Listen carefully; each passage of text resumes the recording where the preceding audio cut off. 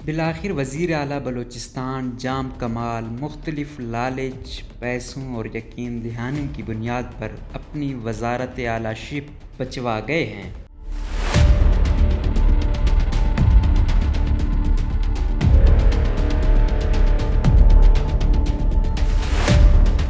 ایک باوثوق ذرائع کے مطابق یہ بات اب سب پر عیاں ہو چکی ہے کہ بلوچستان میں کس طرح سینٹ کے انتخابات میں پیسوں کا استعمال ہوا۔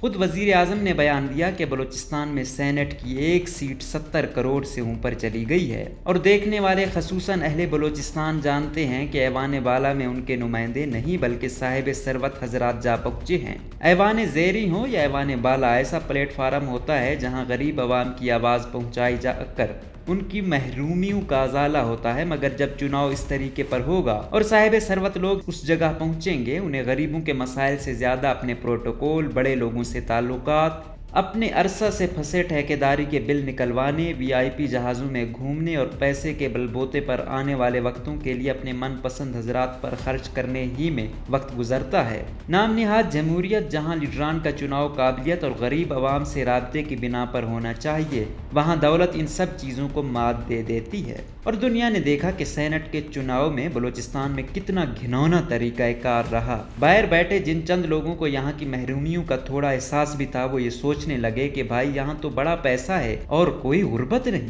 اسی طرح پچھلے 2 ماہ کے قریب عرصے سے کھیل سی ایم جاری ہے۔ اس کھیل کی ابتدا بھی ممبران کی ان شکایات کی بنیاد پر ہوئی جو بنیادی طور پر ترقیاتی فنڈز کی تقسیم، جن میں انہیں نظر انداز کیا گیا، نیز وزیر اعلیٰ کی یک طرفہ پالیسی تھی، ان تک رسائی ممبران کی پہنچ سے بھی دور جا چکی تھی۔ ان کے گرد افسر شاہی کے وہ افسران تھے جو عام شخص تو ایک طرف، ممبران کو بھی ان سے دور رکھتے تھے۔ کرپشن کی کہانیاں عام ہو چکی تھیں، حتیٰ کہ ان کو لانے والے باپ پارٹی کے قائدین بھی لا تعلقی کی حد تک جا چکے تھے۔ جھگڑا تو حاکمیت کا جو تھا سو تھا، اس کے حل کے لیے جوڑ توڑ میں پھر سے مالی رشوت نے اسے اور سنگین بنا دیا۔ وزارت کے لالچ میں بھی ان وزارتوں کا لالچ اور طلب رہی جہاں بددیانتی اور رشوت سے زیادہ کمائی کی توقع تھی۔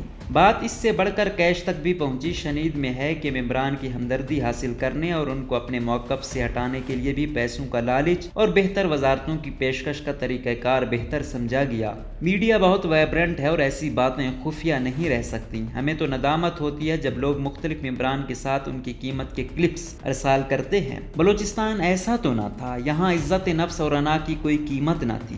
ہمیں تو اپنے ہر نمائندے کا احترام ہے اور ہم ایسی باتوں کو قابل غور نہیں سمجھتے، تاہم ایسی باتیں جب وائرل ہوئیں تو چشم پوشی بھی مشکل ہو جاتی ہے۔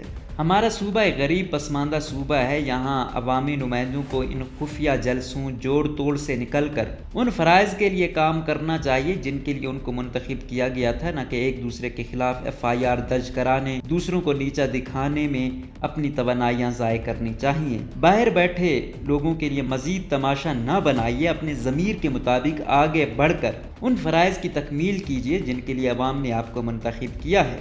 ایک اور باوثوق ذرائع کے مطابق جام کمال صاحب نے مختلف باپ پارٹی کی شخصیات سے ملاقات کی اور مختلف طاقتور حلقوں سے ملاقات کی اور ہر شخص کو مختلف لالچ دیے، وہ پیسوں سے لے کر وزارتوں تک کا تھا۔ اور بالآخر ایک اور ذرائع کے مطابق سابق صدر آصف علی زرداری نے بھی وزیر اعلیٰ جام کمال کو بچوانے کے لیے اپنے 2 بندے بھیجے ہیں۔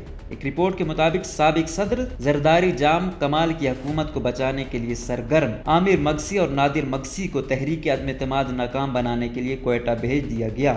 تفصیلات کے مطابق سابق صدر آصف علی زرداری وزیر اعلیٰ جام کمال کی حکومت بچانے کے لیے سرگرم ہو گئے۔ وزیر اعلیٰ بلوچستان جام کمال خان انوار الحق کاکڑ کی 2 ماہ قبل سابق صدر آصف علی زرداری سے خفیہ ملاقات کا انکشاف ہوا ہے۔ ملاقات میں جام کمال خان اور سینیٹر انوار الحق کاکڑ نے پیپلز پارٹی میں شمولیت کا عندیہ دیا۔ ذرائع کا دعویٰ ہے کہ سابق صدر آصف علی زرداری نے رکن قومی اسمبلی عامر مگسی اور نادر مگسی کو تحریک عدم اعتماد ناکام بنانے کوئٹہ بھیج دیا گیا۔ مشن پر آئے عامر اور نادر مگسی مصالحتی کوششوں میں پیش رکن قومی اسمبلی عامر مگسی اور رکن صوبائی اسمبلی نادر مگسی ہر میٹنگ میں موجود رہے۔ اس سے یہی ظاہر ہو رہا ہے کہ پیچھے ایک بہت بڑا جال بچھایا جا رہا ہے اور اس میں زرداری کی بھی انٹری ہوئی ہے۔ یاد رہے کہ پچھلی دفعہ جب نواب ثناء اللہ زہری کے خلاف تحریک عدم اعتماد آیا تھا تو اس کو بھی زرداری ہر وقت کیش کرتے رہے ہیں کہ ہماری وجہ سے ہی یہ تحریک عدم اعتماد کامیاب ہوئی ہے، اب بھی بلوچستان میں ایک دفعہ پھر جوڑ توڑ اور پیسوں کا لین دین عروج پر ہے،